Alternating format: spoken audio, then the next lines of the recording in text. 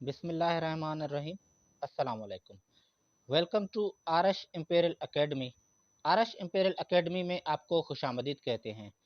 जी दोस्तों, आज इस वीडियो में हम सीखने जा रहे हैं कि पास्ट इंडेफिनिट टेंस में जो नेगेटिव सेंटेंसेस होते हैं वो किस तरह से बनते हैं और उनका स्ट्रक्चर क्या है, और स्ट्रक्चर के मुताबिक हम स्टेटमेंट सेंटेंसेस को नेगेटिव सेंटेंसेस में कैसे तब्दील करेंगे। तो दोस्तों, वीडियो आखिर तक ज़रूर देखिएगा। मुझे उम्मीद है कि इंशाअल्लाह वीडियो आखिर तक देखने के बाद आप खुद ही पास्ट इंडेफिनिट टेंस के स्टेटमेंट सेंटेंसेस जो भी हैं उनको आप इजीली नेगेटिव सेंटेंसेस में तब्दील कर सकेंगे। तो दोस्तों, हमारा जो टॉपिक है पास्ट इंडेफिनिट टेंस। अब पास्ट इंडेफिनिट टेंस में आज हम सीखने जा रहे हैं नेगेटिव सेंटेंसेस। तो मैं आपको बता दूं कि नेगेटिव सेंटेंसेस के दो स्ट्रक्चर होते हैं। दो स्ट्रक्चर्स से आप नेगेटिव सेंटेंसेस बना सकते हैं, और वो दो स्ट्रक्चर्स कौन कौन से हैं। यहाँ पे आप नेगेटिव सेंटेंसेस में सबसे पहले आप सब्जेक्ट इस्तेमाल करेंगे, यानी काम का करने वाला। उसके बाद आप हेल्पिंग वर्ब इस्तेमाल करेंगे, और पास्ट इंडेफिनिट टेंस के नेगेटिव सेंटेंसेस में हेल्पिंग वर्ब डिड इस्तेमाल किया जाता है।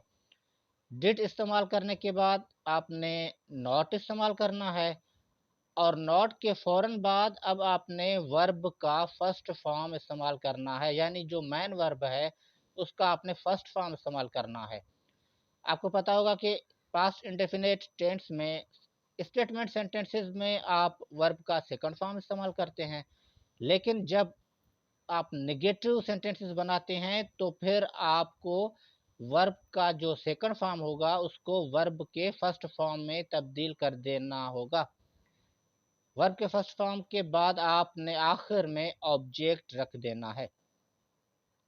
दोस्तों, इसका और एक स्ट्रक्चर है, और वो स्ट्रक्चर ये है कि आप सबसे पहले सब्जेक्ट इस्तेमाल करेंगे।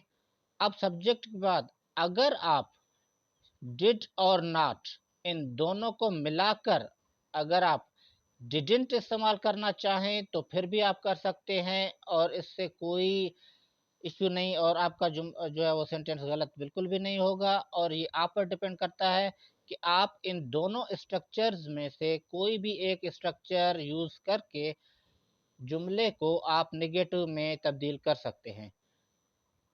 तो सब्जेक्ट के बाद डिडंट इस्तेमाल किया जाएगा, और डिडंट के फ़ौरन बाद आपने वर्ब का फर्स्ट फॉर्म इस्तेमाल करना है, और फिर आखिर में ऑब्जेक्ट इस्तेमाल करना है। दोस्तों, मैंने यहाँ पे कुछ एग्जाम्पल लिखे हैं। अब देखिए यहाँ पे एग्जाम्पल नंबर 1। अब ये जो है यहाँ पे ये सेंटेंसेस है कि आई डिड नॉट। अब यहाँ पे वर्ब का फर्स्ट फॉर्म इस्तेमाल किया गया है, वो इस वजह से क्योंकि यहाँ पे already helping verb did second form इस्तेमाल हो चुका है। डिड सेकंड फॉर्म है डू का, तो अगर आप यहाँ पे हेल्पिंग वर्ब सेकंड फॉर्म में इस्तेमाल करते हैं तो अब आपका जो मेन वर्ब है उसका आपने फर्स्ट फॉर्म ही इस्तेमाल करना होगा। I did not write a letter. आप चाहें तो सेंटेंस इस स्ट्रक्चर के मुताबिक बनाएं, या फिर अगर आप चाहें तो आप सेंटेंस को ये दूसरे नंबर स्ट्रक्चर के तौर पे भी बना सकते हैं। I didn't write a letter. जी दोस्तों, इन दोनों स्ट्रक्चर में से आप कोई भी एक स्ट्रक्चर इस्तेमाल कर सकते हैं, और फिर आप अगर देखेंगे तो इन दोनों सेंटेंसेस की जो मीनिंग है वो सेम मीनिंग ही है। मीनिंग में कोई फ़र्क नहीं आता। अब इसकी मीनिंग क्या है? इसकी मीनिंग है कि मैंने ख़त नहीं लिखा। तो दोस्तों, यहाँ पे आप देखिए, यहाँ पे एक और लफ्ज़ लिखा हुआ है उर्दू में। कौन सा लफ्ज़ है? था। अगर आप चाहें तो आप मैंने ख़त नहीं लिखा यहाँ तक आप अगर सेंटेंस लिखना चाहें तो भी आपका सेंटेंस दुरुस्त हो जाएगा। लेकिन अगर आप था लफ्ज़ को भी अगर इस सेंटेंस में मिलाना चाहते हैं तो भी आप मिला सकते हैं। फिर ये सेंटेंस कैसे होगा? फिर ये जुमला बन जाएगा मैंने ख़त नहीं लिखा था। میں نے خط نہیں لکھا تھا۔ اب یہ آپ پر ڈپینڈ ہے، آپ چاہیں تو یہاں تک سینٹینس مکمل کر سکتے ہیں، اور اگر آپ چاہیں تو پھر آخر میں آپ تھا لفظ بھی استعمال کر سکتے ہیں۔ تو دوستو نیچے ایک اور ایگزامپل میں نے لکھا ہے۔ اب یہاں پہ لکھا ہوا ہے کہ یو ڈڈ ناٹ اسپیک اے لائی۔ اب یہاں پہ ڈڈ استعمال کیا گیا ہے، پھر ناٹ استعمال کیا گیا ہے، اور یہاں پہ مین ورب جو ہے اس کا فرسٹ فارم استعمال کیا گیا ہے، یو ڈڈ ناٹ اسپیک اے لائی۔ اور اگر آپ چاہیں تو اس کو بھی آپ سیکنڈ نمبر اسٹرکچر کے طور پہ آپ یہ سینٹینس بنا سکتے ہیں، جیسا کہ یو ڈڈنٹ اسپیک اے لائی، یو ڈڈ ناٹ اسپیک اے لائی، یو ڈڈنٹ اسپیک اے لائی، یہ دونوں سینٹینسز درست ہیں۔ جیسے میں نے پہلے کہا تھا کہ وہ آپ پر ڈیپینڈ ہے کہ آپ ان دونوں اسٹرکچرز میں سے کوئی بھی ایک اسٹرکچر یوز کر سکتے ہیں۔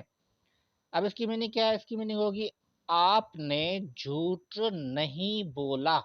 آپ چاہیں تو یہاں تک آپ سینٹینس مکمل کر سکتے ہیں، لیکن اگر آپ چاہیں تو یہ آخر میں یہ تھا والا لفظ بھی اس جملے میں استعمال کر سکتے ہیں، آپ نے جھوٹ نہیں بولا تھا۔ اب اس کے بعد ایک اور یہاں پہ میں نے ایگزامپل دیا ہے۔ اب یہاں پہ دیکھیں دو نیم استعمال کیے گئے ہیں، دو ناؤن استعمال کیے گئے ہیں، ایک ہے ضمیر اینڈ آصف۔ اگر پاسٹ انڈیفینٹ ٹینس میں چاہے ایک نام ہو، سنگولر ناؤن ہو، چاہے ایک سے زیادہ پلورل ناؤن ہو، جتنے بھی ہوں، سب کے ساتھ آپ نے ہیلپنگ ورب ڈڈ ہی استعمال کرنا ہے۔ Zameer and Asif did not go to Karachi. یا تو پھر آپ یہ سینٹینس اس طرح بھی بنا سکتے ہیں کہ Zameer and Asif didn't go to Karachi. یہ دونوں سینٹینسز آپ کے جو ہیں وہ درست ہیں۔ اب اس کی میننگ کیا ہے؟ اب اس کی میننگ ہے کہ ضمیر اور آصف کراچی نہیں گئے۔ اگر آپ چاہیں تو آخر میں یہ ورڈ بھی آپ یوز کر سکتے ہیں۔ پھر یہ جملہ کیسے بنے گا؟ ضمیر اور آصف کراچی نہیں گئے تھے۔ آپ چاہیں تو یہ کمپلیٹ لکھ لیں سینٹینس، یا پھر آپ چاہیں تو یہ جملہ آپ یہاں تک بھی لکھ سکتے ہیں۔ جی دوستو، مجھے امید ہے کہ آپ کو ضرور سمجھ میں آ گیا ہوگا کہ پاسٹ انڈیفینٹ ٹینس کے جتنے بھی سینٹینسز ہیں ان کو نگیٹو سینٹینسز میں کیسے تبدیل کیا جاتا ہے۔ اور اگر آپ کو یہ ویڈیو اچھی لگی تو پھر لائک اور شیئر ضرور کیجیے گا، اور کمنٹ کر کے ضرور بتائیے گا کہ آپ کو یہ ویڈیو کیسی لگی۔ اب تک کے لیے اتنا ہی، اپنا خیال رکھیے گا، اللہ حافظ۔